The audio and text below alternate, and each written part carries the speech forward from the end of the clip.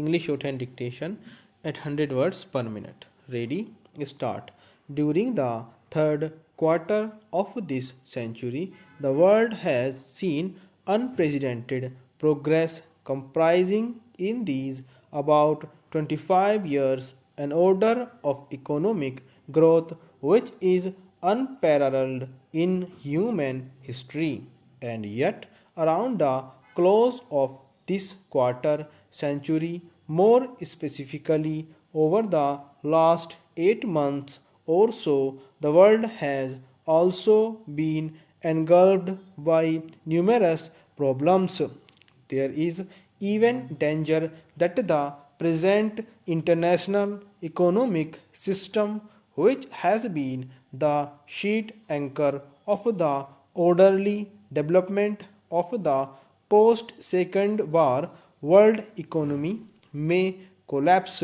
We may revert to a chaotic situation in the matter of international trade and exchanges unless corrective steps are taken to ensure the proper functioning of the international economic system. It is therefore most timely that international financial experts from both developed and underdeveloped countries, from countries with a persistent balance of payment surplus as well as with chronic balance of payment problems, from countries on the threshold of development, and from those struggling to break out of the vicious circle of poverty, low savings and low investment and consequent low income, have gathered here today to discuss the problems of the world economy in this crucial period of human history. The major problem of the world for the next 25 years, as I see it, is that of bringing about a better balance in the living standards and rates of growth of different peoples inhabiting this planet. As I stated earlier, the world has seen unprecedented growth over the last 25 years, an order of growth which perhaps the world has not seen in a couple of centuries preceding this quarter century, or even perhaps over 1,000 years preceding the last couple of centuries.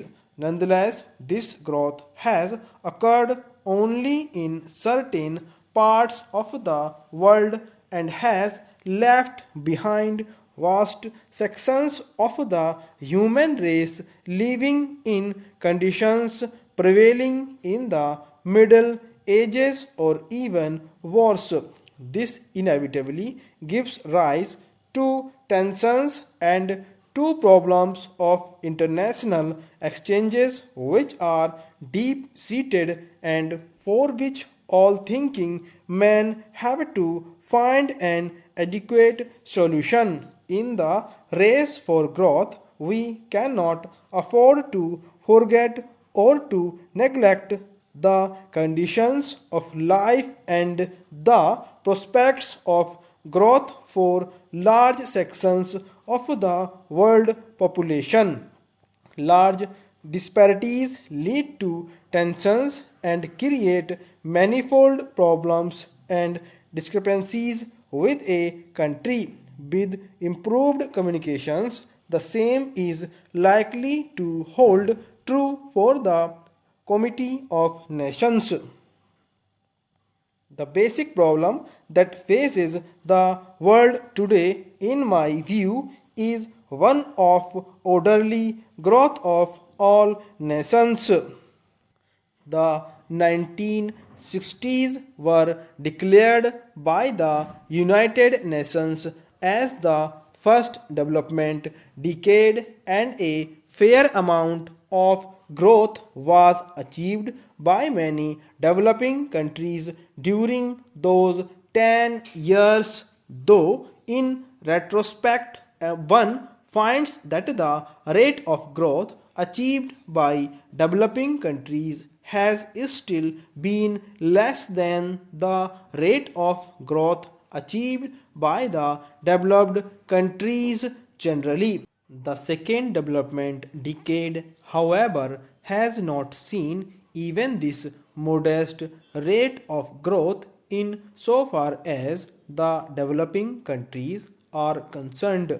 Indeed, the year which has just ended has seen unprecedented inflation in all countries of the world, with an attempt by many countries, including some developed ones, to pass on the burdens of this inflation to others, with the result that this burden has fallen on those who are least capable of bearing it.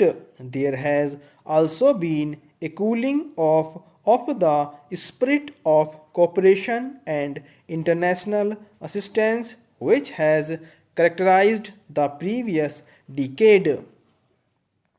I consider this to be an unhappy development, just as no man can live and thrive by himself.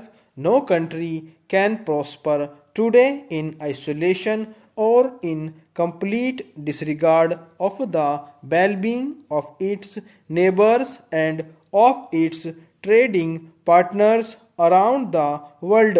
This is a perspective which I feel we should keep in mind while discussing some of the present problems of the world. I have heard in many forums that the crisis in the world today arises solely because of the policies adopted by the oil producing countries. The sudden and sharp increase in oil prices has undoubtedly created certain problems for which there is need for appropriate solutions for the problems of transition and adjustment.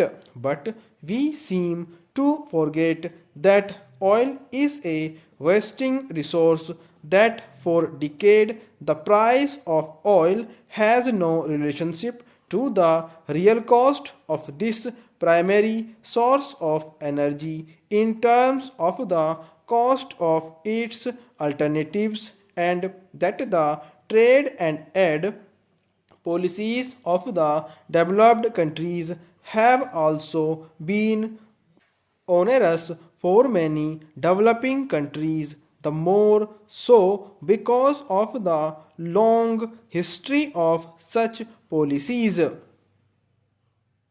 In more recent times, I find that the forces of inflation are becoming infectious and that many countries facing internal problems are seeking to pass on the burden of their own inflation to other helpless countries. This, to my mind, is a short sighted policy which contributes to the sense of international insecurity and which could lead to a return to the distressing conditions of the interwar years. We should not encourage this bad policy. Stop.